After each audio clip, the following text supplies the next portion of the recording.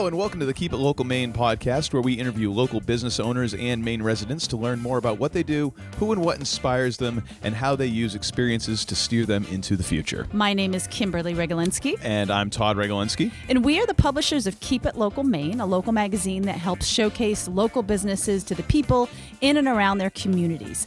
Thank you for tuning in to our weekly podcast that you can subscribe to on Podbean, Apple Podcast, and Spotify. You can learn more about us at keepitlocalmaine.com, and you can follow us on Facebook, Twitter, YouTube, and Instagram through the links in our show notes. In this episode, we are super excited to be talking with Patrick and Amber from Marin Skincare. Patrick and Amber are recent UMaine biomedical engineering grads that co-founded Marin Skincare. Marin creates gentle and effective skincare products for people with eczema, psoriasis, and dry skin using a glycoprotein found in lobster as the key ingredient. While in grad school, they teamed up with lobster scientists to discover this glycoprotein, which they formulated in a skincare product and used to calm Amber's eczema flare-ups. After discovering this, they founded Marin to bring this relief to people like Amber that suffer from any type of dry, aggravated skin issue. After over a year of developing their first product with professional skincare laboratories, partnering with Luke's Lobster to find a sustainable way to source the protein, and navigating the challenges of manufacturing during COVID, they just launched their first product this month, which, if you're listening to this sometime in the future, is October 2020, called their Soothing Hydration Cream. The product helps calm dry, aggravated skin for face, hands, and body. Welcome to the show, Yes, Patrick and Amber. Welcome. Super exciting. Thank you for having us. Thank you so much. Yes. I'm just excited I managed to get glycoprotein out like twice there, and I think I might have even pronounced it right. I'm so glad you said that. You did because a great job. Fantastic. You should be a brand ambassador. I read that introduction. I read the bio, and I was like, okay, I'm going to read this so that Kim doesn't have to read it. You know I'd have butchered that. We just talked about it in your bio, but can you explain more about the project that led to starting your own skincare company? This is awesome.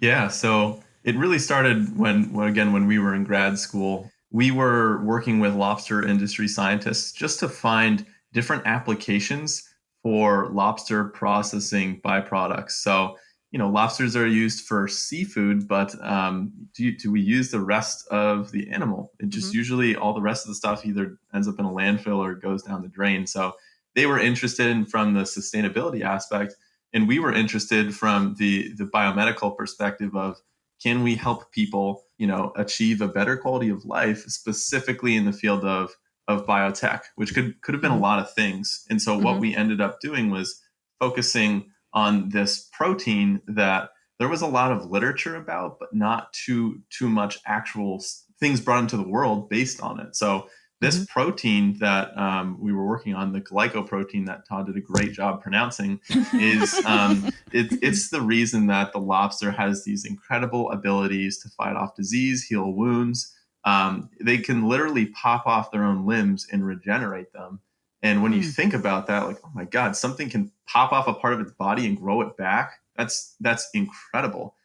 And so we were trying to think of different ways we could use it to help humans. And it turns out that the way that this protein helps protect the tissue of lobster ends up, from a skincare perspective, helps protect the barrier of the skin as well as keeping it hydrated. And if we could protect the barrier of the skin while keeping it hydrated, we can address so many skin conditions like eczema, like dry skin, like psoriasis, all these things that happen when your skin gets a little angry, a little damaged, a little dry. And so as it happens at the time, Amber had just this incredibly bad eczema. Yeah, so for most of my adult life, I battled with eczema. I had it mostly on my upper body, but concentrated on my face, which is really debilitating. And going through years of suffering with this, I had tried everything from all of the bland drugstore creams to steroids, which you have to be really careful about using, especially on your face and around your eyes. So when your eczema gets that severe, you kind of get to a point where you're desperate to try anything. So we decided, after doing this research, to try it on my face. And within days, I started seeing a difference in my skin. And about 2 weeks after using it every day, my eczema flares were completely gone, which was incredible. It was certainly a bit of a process to go from, hey, we discovered the concept of this, let's try it. And then me over here being like, hey, Amber, let's put this new lobster protein on your skin. You have sensitive skin, right? Yes. You have sensitive skin. It would be great to put on your skin, right? So what we did is, from kind of the scientist perspective, is we tested it on our skin first to make sure it was safe and non-irritating. Then we made our own product out of it. And then Amber started to apply it. And it after nothing worked, it was incredible, and it actually changed my quality of life, as you can imagine. So going through this process, eventually after going through grad school, we decided to dedicate our careers to commercializing this and bringing this kind of relief to other people, because we really wanted to do something that mattered and change people's quality of life. So we decided to bring Marin into the world. That's so cool. I just love that you guys found this purpose in just, your own experience, Amber, just going through that. This is such a, it's got to be rewarding getting to this point and realizing like, wow, we did it. We're here. You guys have launched it. That's really exciting. Congratulations. Yeah.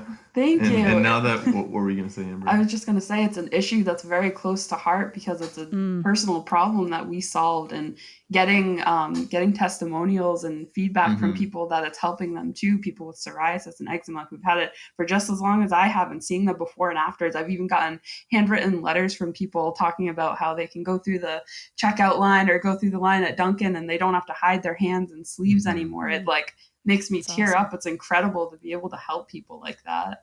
That's awesome. Can people use it that just have traditionally dry skin too? Is it, I mean, yeah, just someone that has really dry skin, especially in the winter. You know how we're in Maine, obviously people are going to have dry skin, but you can just use it for that, I would assume.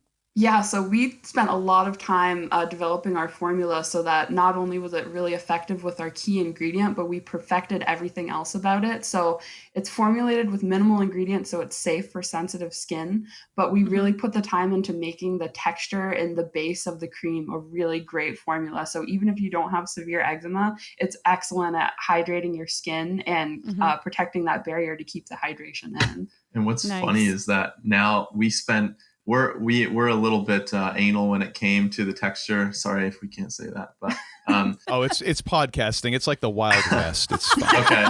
And so we spent months and months and months focusing on the formula and the texture, and we arrived at something that does help with flare-ups and eczema, but it also helps dry skin, like you just mentioned, and it serves as a better moisturizer than all of Amber's products from Sephora and Ulta. Yeah. And now we have people that don't, you might not have eczema. You might have a mystery red dry patch that comes up, which is super, super common. And people are just emailing us saying, I've spent $300 on this crazy serum from Uzbekistan. And, we switched to the cream, we tried it, and it's so much better. I think because we had such a big focus on quality of product. That's awesome. That's awesome. Well, I think it's always, everyone is looking, or in business, so often those great ideas come from, you just see something that's missing. Just like with artists and stuff, like, oh, I want to see this, and in business it turns out to, oh, here's something that is very important to me that I would like to see, in the place around me, or here's something I would like to solve, a problem that I see that I would like to solve that affects me personally. And, it makes total sense that you would put so much time and effort into that, because when it's personal, you want to make sure it's done well and it's done correctly and it works for people. And I think that's awesome that you guys did put in that much effort. One thing that we're reminded of more now is people are telling us how much they like just the texture, is that when Amber had eczema, she would always say, man, I wish I didn't have to use these bland drugstore creams that don't feel good at all. I wish I could use the Drunk Elephant, the First Aid Beauty, all the things from Sephora that are a little bit more expensive, a little bit higher quality, just feel better and make skincare more of an experience. And you feel like you're nourishing and treating yourself, rather than just taking a shower in this just like bland lotion. And, so that's a big part that we kind of forgot about until we really developed a good product, was people are looking for a good experience, and a good experience is everything from the nice branded packaging, from the way the packaging feels, from the feel of the product going on, from how well the product works, from the company like following up with you and asking how it worked, to the company having a nice brand so you feel like you're treating yourself to a good product.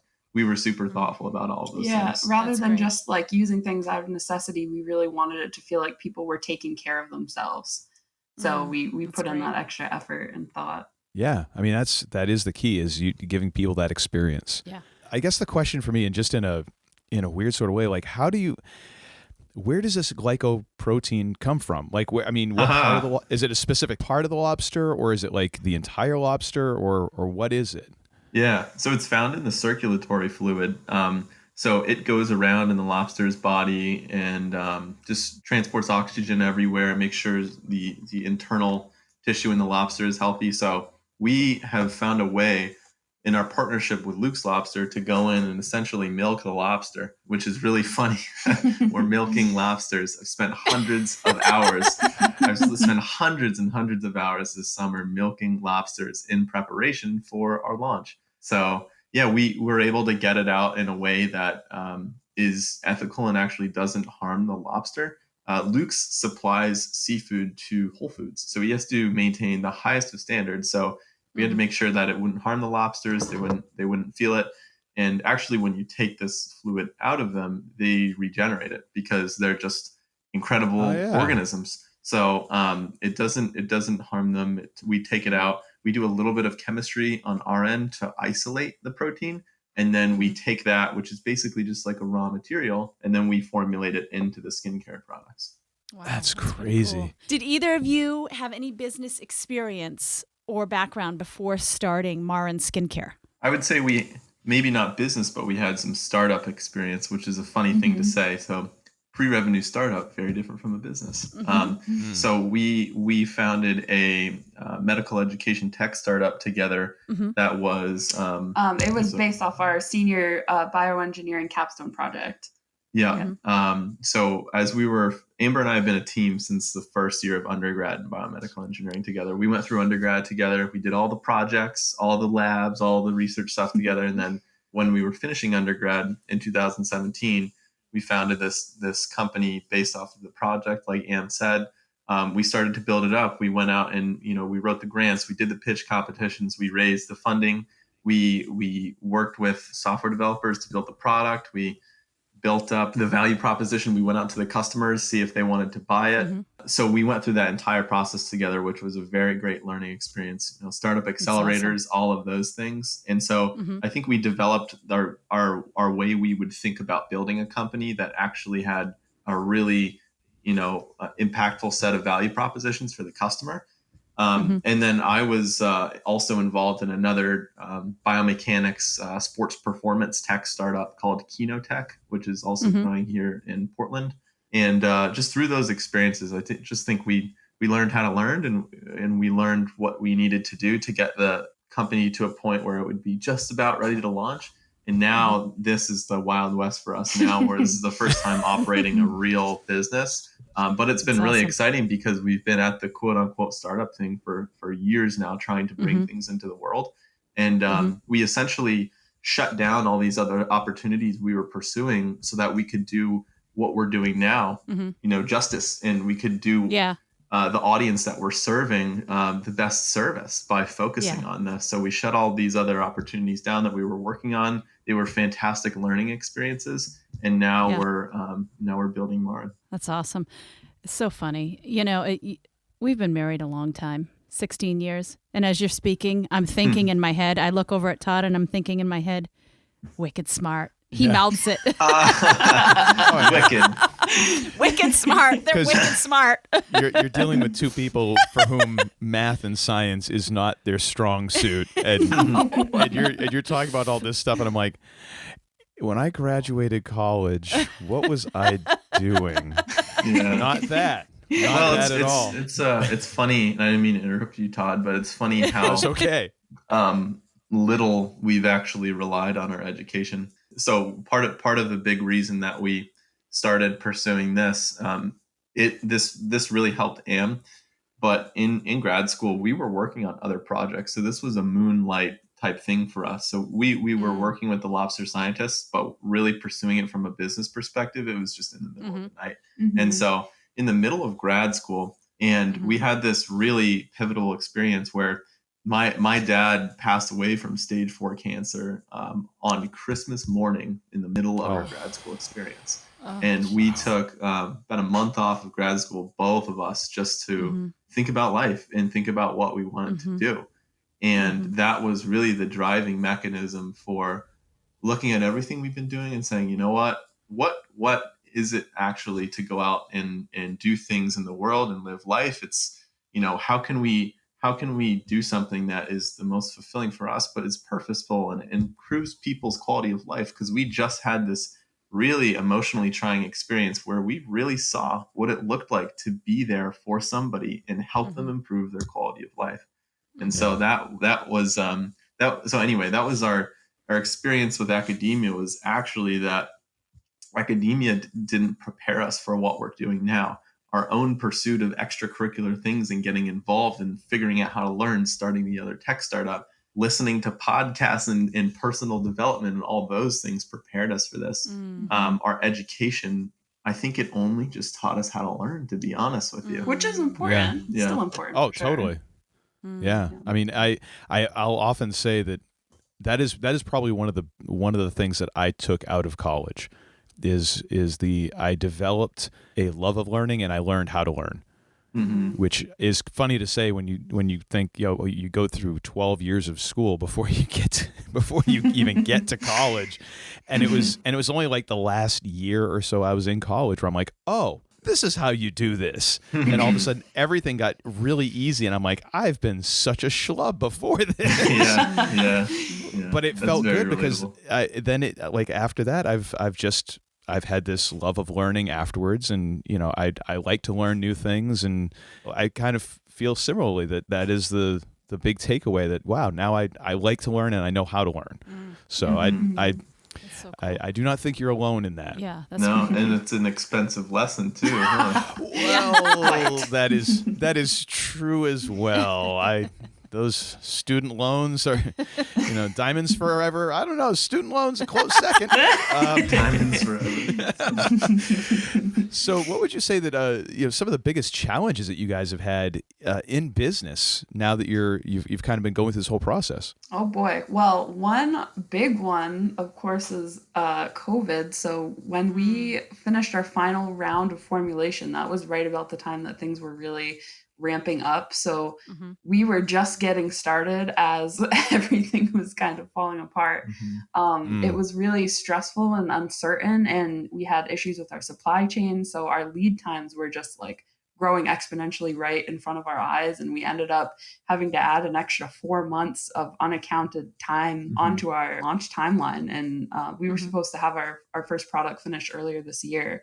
And just with everything that happened, we had to switch manufacturers and make all of these pivots to account for that. So that's been a huge challenge for us. Yeah, and I'd say two more things which we thought about ahead of time so we could give you guys some thoughtful answers. I think the one thing was that the business can only grow to the extent of the capabilities of the leadership team. So as founders, this means regular personal development. And if not, if you're trying to run the show, the show can only grow into what you can conceive it to be and what you can actually wield it. And as you're wielding the reins, which are like the things you're pulling in your business and doing, it can only do what you can do. So whether that's marketing, learning how to deploy ads, make ad creatives, write good copy, social media, sales, or just learning how to work on the business rather than in the business. Business can only do as founders what you're capable of doing. So that was a big, not a challenge. It's the constant challenge. It's part of the journey. And that I think the realization of that was important. And I also think that an interesting kind of note that you guys can probably relate to as founders and partners, we found that when we play to our inherent natures, we're able to produce results better, much better than any other kind of way we would have conducted ourselves within our business. So what I mean by that is I am naturally more extroverted. I'm whether or not you believe in astrological signs, I couldn't care less, but they seem to apply here. So I'm the Leo who goes out and I like to lead and I like to connect with new people and get new things started, I also make a big mess. And so Amber's Virgo, nature is very clean, very organized, very systematic, and also very creative. And she understands the industry we're in way better than I will ever understand. So when we started to find, okay, I see where Patrick is shining, I see where Amber is shining, we realized like there is a reason that Tom Brady is not a linebacker. While he might look pretty being there, and that an outside ego can construe a cool image or a cool story about how that would look. That's not necessarily what's best for us or the business. So we've really seen our roles evolve and fit within our natures, and when we play to that, we produce just incredible results, which is very contrary to what people would think. So. It makes total sense. Yeah. We I think that makes total sense. I mean, I know we can relate. It's about finding your lane and really staying in your lane. And like you said, just there's certain things that Todd does that I can't do. There's certain things I do that he can't do. And it's just using those abilities and gifts and to the best that you can.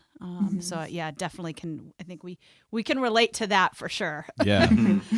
Well, that in when you say running the show, there's also the danger that the show starts running you. Exactly. Yeah. Yeah. You got to be careful of that. So let me ask you this. I want to ask both of you this. Patrick, how would you define success? How do you define success, whether it's in business or in life? Yeah, I had to think about that for a second because I haven't thought about success in years because I don't think we look at it like a destination anymore or a threshold. Like we're not sitting on our Shopify site looking at like, oh, bing, okay, we're now successful, like fantastic, Rather, I think what we found is that, wouldn't you want to feel quote unquote successful or alive or however you want to put it throughout every step of the journey? And so knowing that this is a journey, this isn't a path that leads to a destination. There is no destination. The destination is the path. So I think when we think about being successful, it's knowing that, your highest self, and whether or not you reach that in your deepest meditation or out in nature, that true you knows where you want to go. It knows the path and it knows the next step to take. So I think success is walking that path and continuing to take the steps, no matter how much resistance you face in pursuit of doing something that, this is the path for you. And then when you're doing that, feeling truly alive. I think that's a great way for us to define success. Yeah. And I guess my answer is pretty similar. I feel like in the same mindset, I find that I feel most successful when I'm excited, when I'm so excited about what I'm doing that I don't want to sleep and I want to keep working on what we're working on. And then wake up in the morning before your alarm clock goes off. And there have been weeks when we're working on this in the business and I'm sleep deprived, but I'm so happy and excited about what we're doing that is like real success because like Patrick said, you're happy and fulfilled the entire journey. Yeah. It's not getting to a specific destination. Yeah. I think, what were we going to say, Kim? No, I just think that's awesome. It's not, when I hear you guys talk, it's that creative process too. It sounds like it's like that creative piece. It sounds like it fuels you guys. You guys get to create this awesome thing, and how that must just be so fulfilling. Oh yeah, feeling alive and feeling energized is a regular conversation. I don't think any amount of Monopoly money would make us truly happy at the end of the day. Right, right, yeah. Yeah. So now the big question is we found out what success is, and we now learned about milking lobsters, which is something quite honestly I have never thought of, and now I'm going to be thinking about it for quite a while. What else can I go around and milk? Definitely don't think that in a very publicly condensed, like a lot of people in one area. Keep that as an internal thought too. Don't just blurt that out. Who or what inspires you? Patrick. Or either. Or either. You're breaking in on my question. Sorry. All right, go ahead. I'll start. My answer sounds really cheesy, but I truly do mean it. Patrick inspires me so much, and that's because we are so different, and so many of his strengths play on my strengths, and we have really complementing skill sets. So it's he's the yin to my yang, and I feel like I just admire him so much for the things that he's good at that don't come natural to me. That's just really inspiring to me. You inspire me too, Am. Aw. You inspire me too. Aw. And I think that's kind of an interesting like metaphor there too, to find the inspiration and the fire within yourself rather than looking to it externally. You know, there's no deeper source of energy and validation than yourself and your community and your family. So I would literally say as well that Amber inspires me. You know, it's incredible to see.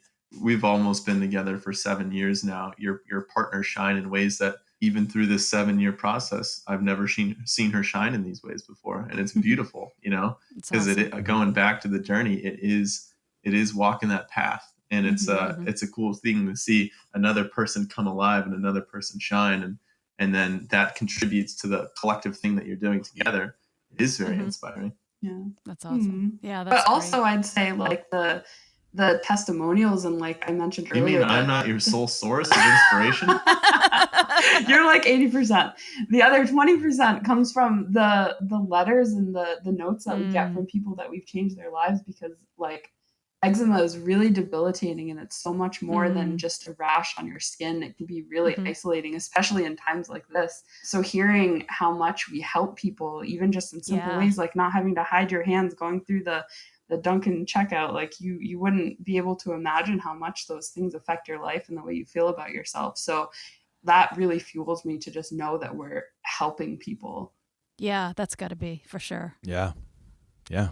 So we always like to bring it back home. And so, you know, for both of you to maybe to answer this question, you know, what are some of your favorite things about Maine, or what is it that you love about Maine? Besides milking lobsters. Yes. Yeah, man, that's been a big hobby lately, though. The endless supply of lobsters is pretty great about it. Yeah, I mean, I think I really like the harmony between the nature and the community. You know, so we're over in South Portland, and we can drive 2 minutes down the road and be at this beautiful beach. We can drive 15 minutes and go for a nice hike on a beautiful mountain. You know, and we can do all these things and blend in the place we live into the way that we work, and it's really a beautiful thing. You know, as we moved down here at the beginning of COVID in February, and you know, we've done a lot of spending time outside, learning to surf, learning to do all these things. We're certainly going to do a lot of skiing in the winter, you know, and balance that with the business we're building, and kind of, I think, finding that balance, especially when you're an entrepreneur and a founder, between, you know, health and nutrition and going out and exploring the world and living life in that aspect of exploration and adventure, and also being able to build the business in a place where you're able to do those things and be very happy is important. So we love nature, and we love the people too. Yeah, the people here are so friendly, and like I feel like because everyone is so friendly and happy for the most part, the environment here just feels so much more collaborative than we've found in other places, and that is like really comforting. That's awesome. Yeah. That's one thing that we hear a lot when we do these is just a community. Just there is that great community here in Maine. So yeah, I agree. For sure. Well, Patrick and Amber, thank you so much for joining us and for being with us on the podcast. Now, where will people be able to get your products? So you can find it on our site, marinskincare.com. MARIN Skincare. Yeah, and our Instagram page is Marin Skincare US, and we're also on Facebook under Marin Skincare. So any of those places, we're regularly putting out content and sharing updates about what we're doing. Yeah, lots of new things coming for us as well. New products coming out. What we're really trying to get at is intentionally create products. So not create every product we possibly can, because all these other skincare and beauty companies have. Intentionally create products that fit into people's lives, that make sense. There's a reason why we need them. So we've been super thoughtful about the next things we're going to come out with, and really trying to get, you know, just as many eyeballs on what we're doing as possible, because the skincare industry is littered with the same old things, just with different labels on them. And we've discovered a completely new ingredient. It's very Maine. It's very naturally active. So it's a lot of things that people would want. So awesome. we're excited about the future. Yeah, congratulations again. And we'll be sure to Thank link you. all of those you'll be able to click on those in the show notes. So be sure to visit all of those. Be sure to follow them on social media. Once again, thank you so very much. And we wish you all the best success Yes. because this sounds like a great thing for people and a great reason to do it. Yeah, Thank absolutely. you. Thank you, you so guys. much for Thanks again. having us.